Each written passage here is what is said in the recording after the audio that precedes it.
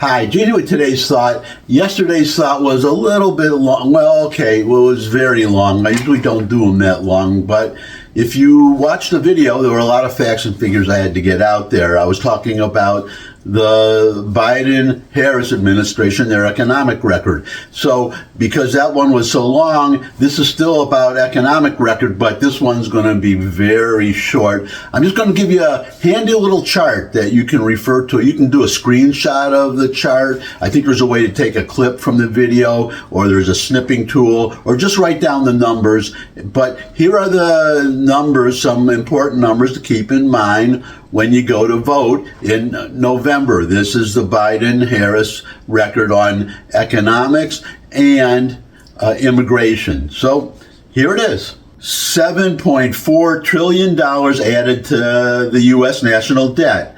19.4% inflation, overall inflation. That's how much prices are up since Biden became president. And wages went up under real wages, adjusted for inflation, which was very low, as I showed yesterday under Trump.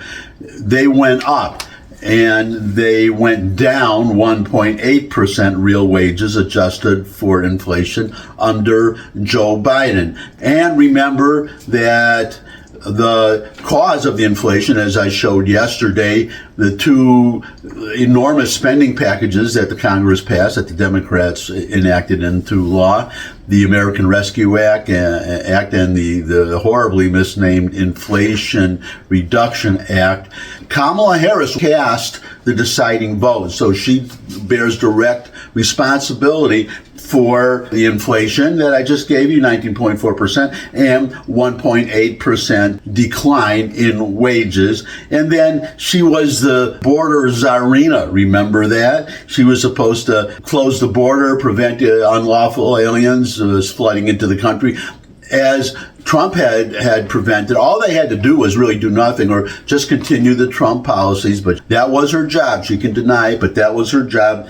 8.1 million border crossings, the Southwest land border. Now, keep in mind that these border crossing, those are the ones we know. So there are gotaways, people who slip through the estimates are 11 million or more if you count people, gang members, people who did not want to be caught. Most of these 8.1 million, they knew they would be admitted into the country. They would just pick the city you want and you would be sent there. And compliments of the United States government or the Texas state government, sending them to New York. So they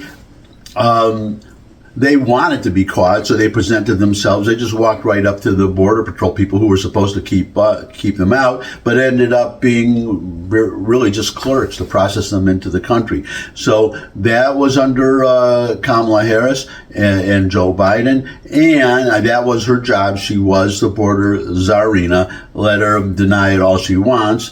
And then also, as I just showed you as in that chart, that's people caught at the southwestern border. But there's another border with Canada, and that doesn't get as much news, but unlawful aliens have been coming into the country from there too.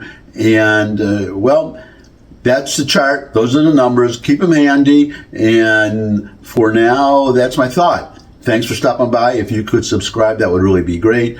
Your comments welcome below the video in the comments section. Share this video with anyone you think would benefit from it. But most of all, come back and see me again. I would love to see all of you again. And until I do see all of you again, bye.